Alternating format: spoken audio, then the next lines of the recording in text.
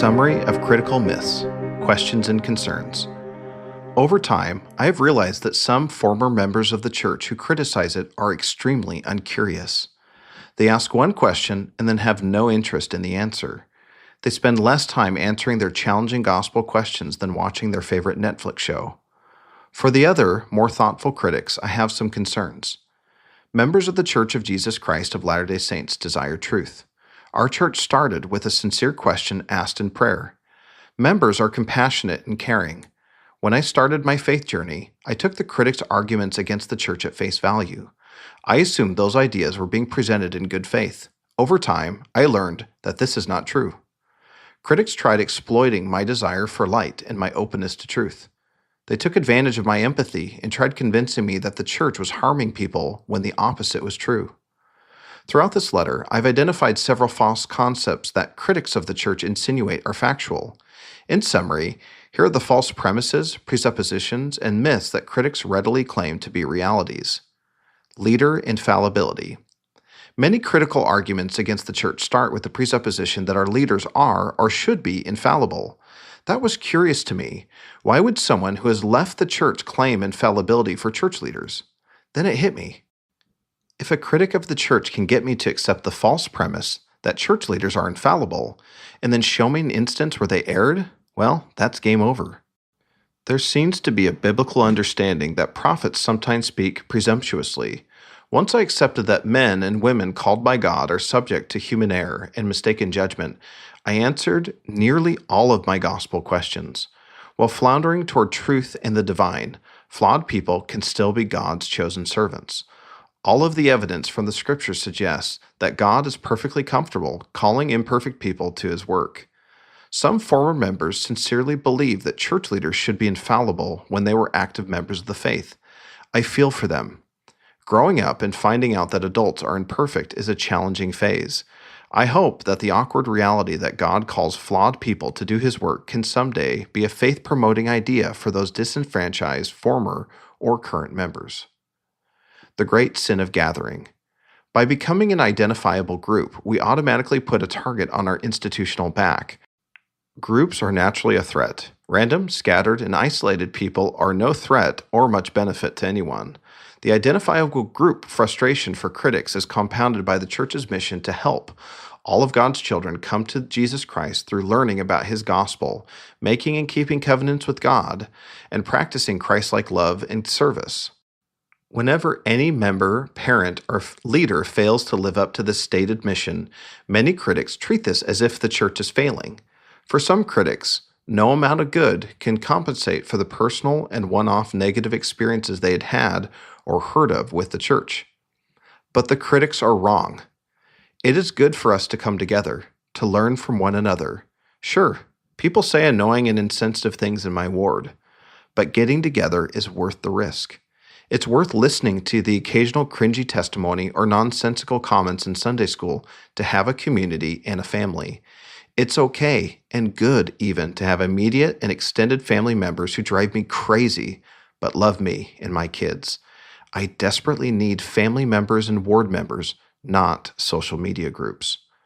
I do not want endless therapy sessions with counselors who charge per hour to be my friend. I need people in my life who will always be there where some effort is required to maintain the relationship. If not, I would perpetually push toxic people out of my life until all that is left is myself. Dare to have a standard. In conjunction with the sin of gathering together, what bothers some critics more than anything else is that we dare to have a standard or ideal. The Church of Jesus Christ has doctrinal and cultural standards, and critics eagerly wait for the church to mess up. Some critics relish it when one of our members are guilty of an impropriety or crime. No one would care if a Kohl's department store member committed a heinous act. But if that same person is a member of the Church of Jesus Christ of Latter-day Saints, it is headline news. This is hypocritical and wrong. Standards have brought me the most precious blessings of my life. Was it hard at times to strive for a high standard? Sure. Because of high standards, do some fall short and then feel guilty? Sure. Does this mean we throw it all out the window? Absolutely not. That is asinine. Our churches typically have a sign that says visitors welcome, and our temples have one that says holiness to the Lord. We want all to come and worship with us weekly in our chapels, regardless of where they are.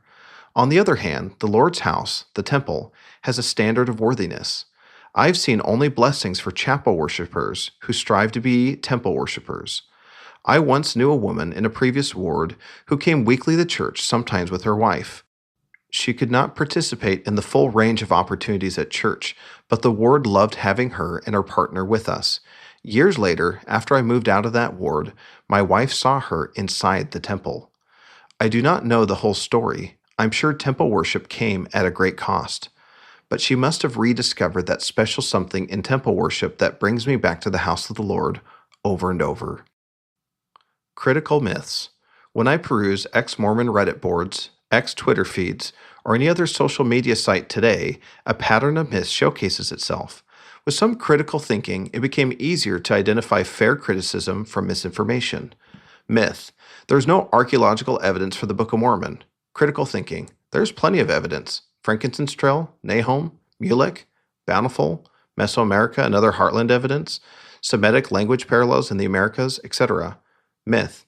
There's no DNA evidence for the Book of Mormon. Critical thinking. Not relevant. Genuine critics acknowledge the limitation of DNA evidence. Myth. Waiting to have sex until you're married is stupid. Critical thinking. It's not stupid if you want a longer-lasting, happier relationship. Myth. Getting married young is a bad idea and leads to ruined families. Critical thinking. That is not true in the whole. Perhaps it's true for some former members.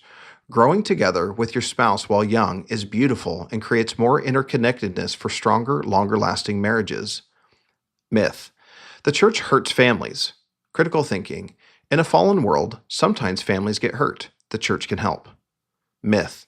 The church makes you depressed. Critical thinking. Not true. Overwhelming evidence shows that religiosity fortifies against mental health issues. Myth. Utah has higher than average antidepressant usage because of the church's toxic perfectionism culture. Critical thinking. The antidepressant usage part is correct, but the why is not. The why is unclear, but in all other regards, members of the church are happy and healthy. Myth. Utah is 16th in the nation in suicide because of the church's hostility toward the LGBTQ+ community. Critical thinking. The first part is correct, but the why is false. The church is likely preventing what would be a worse outcome for Utah. There are a variety of factors that explain Utah's suicide rate, including elevation, rurality, gun laws, and the happiness paradox. Myth. Joseph Smith was a fraud. Critical thinking. Where is your evidence beyond you don't like him? Myth. The church is a greedy corporation. Critical thinking. Not true. What individuals would be enriched by the church's money if this was true? Myth. If you identify as LGBTQ+, your family will abandon you. Critical thinking. This is pure manipulation. I'm sure some families have not reacted well, and I'm sorry that's the case, but to state this as a fact is wrong. Myth. If you identify as LGBTQ+, the church will hate you. Critical thinking. Nonsense. Why do LGBTQ+ identifying members of the church do as well, if not better, than their non-religious peers in areas of mental health? Myth. Church leaders purposely misled their members until the internet came out and they couldn't do it anymore. Critical thinking. Maybe a half-truth at best. Not all parts of church history have been emphasized all the time. On the other hand, the Church of Jesus Christ is focused on the work of salvation. Spending weeks every year debunking critics regarding church history would be a waste of time. The church curriculum gives a high-level overview and moves on to the next topic. Joseph Smith translated the Book of Mormon by the gift and power of God is the most accurate and concise way of describing what happened. How helpful would it be to scrutinize the various witnesses' accounts and figure out when he used the Urim and Thummim versus the seer stone? Do you even use a seer stone at all?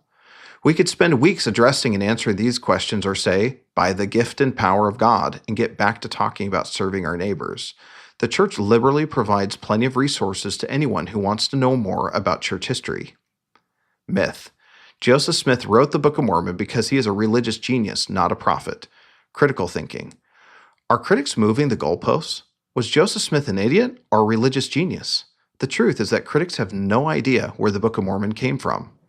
Myth. The church is systematically abusive. Critical thinking. Not true.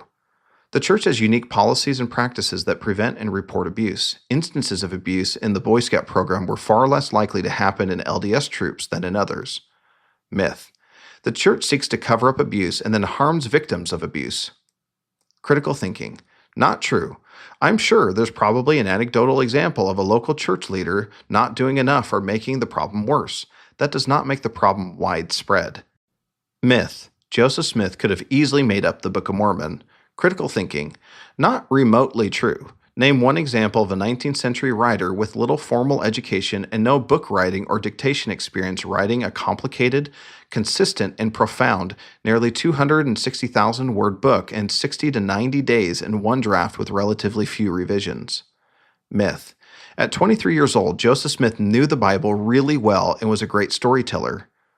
Critical thinking. Where is the evidence? Myth. The source for the Book of Mormon was... Critical thinking. Every claim for the source of the Book of Mormon falls dramatically short. All of the source claims are theories with no proof. Most of the books referenced, View of the Hebrews, The Late War, the First Book of Napoleon, the Spalding Manuscript, etc., are in the 50,000 word count range. Where did the rest of the Book of Mormon come from? Myth. The Book of Mormon is clearly made up by a 19th century author. Critical thinking. If you do not understand the environment in 600 BC after King Josiah or the mode of translation, then I see why you would think that. Myth. The Book of Mormon has so many anachronisms it can't be true. Critical thinking. Out of 205 anachronisms claimed by critics, all but 19% have been eliminated or are trending that way. In the messy field of archaeology, especially in the Americas, that's remarkable. If the Book of Mormon was made up off the top of Joseph Smith's head, then shouldn't it prove more ludicrous over time? Why is the Book of Mormon instead proving more plausible over time? Myth. Hebraisms in the Book of Mormon are coincidental. Critical thinking. Hundreds of instances of Hebraisms are by chance? What are the odds of that? The chiasmus in Alma 36 alone is proof that it was not by chance. Myth. The witnesses of the Book of Mormon are just a bunch of Joseph Smith's wacky, fanatic friends and family. Critical thinking. Then why did all the witnesses continue to affirm their testimony of the Book of Mormon even after they left the church? Why did none of them recant their testimony? Myth. Members of the church pretend that they are happy because they are pressured to. Critical thinking. Evidence? Myth. The church is damaging for your mental health. Critical thinking. Despite study after study showing the opposite is true? Myth. Church members only give money to the church. They don't care about other causes. Critical thinking. Not true. After tithing and church callings, church members still donate as much, if not more, time and money to outside causes. Myth. Church members only live longer because of the word of wisdom. Critical thinking. Then why have researchers found that even controlling for tobacco usage, members still live longer? Why do studies consistently point to religious people living healthier, longer lives? Myth. The church is oppressive to women. Critical thinking. Women are some of the greatest beneficiaries of the church. Our men are less abusive and less likely to commit acts of sexual abuse. Our couples are far less likely to get divorced. Children are more likely to be raised in a two-parent home. Married women with children report higher levels of happiness and lower levels of unhappiness than any other group. Myth. Women are encouraged to suffer abuse. Critical thinking. What? Myth. You don't need a church to be a good person. Critical thinking. True. But it's also true that the church brings out the best in people, and it shows. More volunteering, more charity, more involvement in the community, better relationships with neighbors, etc. Myth. The church's obsession with family history is weird and useless. Critical thinking. The opposite of true. Family history has major psychological benefits, especially for adolescents. Myth. Joseph Smith plagiarized the Freemason ceremony in the temple endowment. Critical thinking. Then why are elements of the temple ceremony found in the 20 years leading up to 1842? Why does the temple ceremony share elements from early Christian rituals? How did Joseph Smith recover lost temple elements from before the Josiah reforms? Myth. Getting a testimony from the Holy Ghost is unreliable. Critical thinking. Potentially true. We can conflate the Holy Ghost with our feelings. Does that mean God does not speak to us? Can we not get better at identifying answers to prayers? Myth. Spiritual testimonies are the result of neurological triggers. Critical thinking. Hogwash. Perhaps some spiritual experiences in some instances can be explained this way, but certainly not all. Myth. The church claims to have a lay ministry, but the general authorities get paid. Critical thinking. 99% of church leaders are unpaid. 100 or so church leaders out of our 17 million church receive a modest salary. Myth. Church leaders should be infallible, or at least the best among us. Critical thinking. They're not infallible, nor have we ever taught that they are. Judging past leaders based on today's standards is immature and unwise. Myth. The church promotes toxic masculinity. Critical thinking. This is not remotely true. The church is one of the best places for young men to learn how to be kind and serve from good men. Myth. The church encourages abuse. Critical thinking. Pardon? Myth. Church members are violent. Critical thinking. Nope. Some percentage of the population is violent, and some of those people are members of our church. Any violence perpetuated by members of our church is in spite of, not because of, the church's teachings, policies, and practices. Myth. Members of the church are dishonest. They lie for the Lord. Critical thinking. Not true. Latter-day Saints are widely seen as honest people and good neighbors. People can tell that our communities have less crime and delinquency. To enter our highest and holiest places, the temple, members of the church are required to answer in the affirmative, do you strive to be honest in all that you do? Myth. Church leaders lied about Joseph Smith's seer stones. Critical thinking. Not quite. Part of the problem is canonization. Once Joseph Smith canonized his story in Joseph Smith history and included details about the Urim and Thummim, but not the seer stone, it was only a matter of time before those details became forgotten naturally with time. Joseph Smith's seer stones were held in high regard and reverence among the saints before and after the prophet's death. Scholars still debate whether Joseph Smith used the seer stone during the Book of Mormon translation.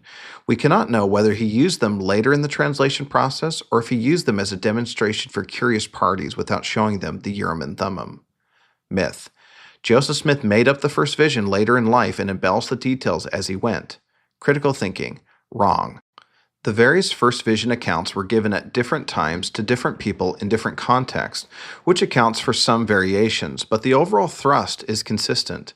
Critics point to Joseph's first published account of the first vision in 1832 as inconsistent with later versions, as it references the Lord instead of two personages. LDS historians Don Bradley and Walker Wright point out that Joseph Smith was working on the translation of the Bible during this same period. Joseph Smith curiously changed John 1:18 from "No man hath seen God at any time, the only begotten Son, which is in the bosom of the Father, he hath declared him," to "And no man hath seen God at any time, except he hath borne record of his Son. For except it is through him, no man can be saved." This translation echoes Joseph Smith's first vision. The uncomfortable truth for believing members is that critics raise some valid concerns against the Church of Jesus Christ and its truth claims. To this day, I do not have all the answers. On the other hand, critics do use angled and ugly narratives to distort the facts. Anything can sound evil when the least flattering narratives of events are shared with ominous-sounding music playing in the background. Opponents of the Church of Jesus Christ of Latter-day Saints appear all too willing to make targeted arguments at the expense of the evidence and the overall narrative. Most critical narratives make no sense when I follow them to their logical conclusion. If a bunch of sexual deviants founded the church, how come we don't see the fruits of that today? Why are Latter-day Saint families and marriages stronger? Why do Latter-day Saints hold a high sexual standard for men and women? Why do church leaders marry and stay married to the same spouse their whole lives? If Joseph Smith created the church to satisfy his need for power and dominion, how come we don't see the fruits of that today? Why do church leaders dedicate their whole lives to the gospel of Jesus Christ to then get called in their golden years as general authorities? If treasure digging is the legacy of the church, how come we don't see the fruits of that today? Is the church abusive, and does it breed violence? Where are the fruits of that narrative anywhere? If I believe the stories about the church from the critics, why do we not see what we expect based on their narratives? To make their ideas work, critics must ignore mounds of evidence. They must constantly adapt and adjust as their theories fall out of favor. Critics ask me to leave the depths of truth of the restored gospel to swim in the shallows of misinformation. They ignore all the good that the church does in the world and pretend it is somehow wrong or self-serving. Critics are keen to blame the human condition on the church, despite the church improving the human condition by measurable standards. Skeptics must do impressive mental gymnastics to explain the Book of Mormon and other fruits of the church. Manipulation, plus fallacies, plus half truths, plus false narratives, plus they are the problem, plus we are the solution. Sounds like an abusive boyfriend. As a potential believer, I had much more flexibility to have a nuanced perspective. Was the African ban potentially a racist policy? Could be. And I hate that that happened. Are the prophets and apostles still called of God? Yes. Quote, I can live with some human imperfections, even among prophets of God. That is to be expected in mortal beings. I can live with some alleged scientific finding contrary to the Book of Mormon. Time will correct those. And I can live with some seeming historical anomalies. They are minor in the total landscape of truth. But I cannot live without the doctrinal truths and ordinances restored by Joseph Smith. I cannot live without the priesthood of God to bless my family, and I cannot live without knowing my wife and children are sealed to me for eternity. That is a choice we face, a few unanswered questions on one hand versus a host of doctrinal certainties and the power of God on the other. Close quote. Tad R. Callister.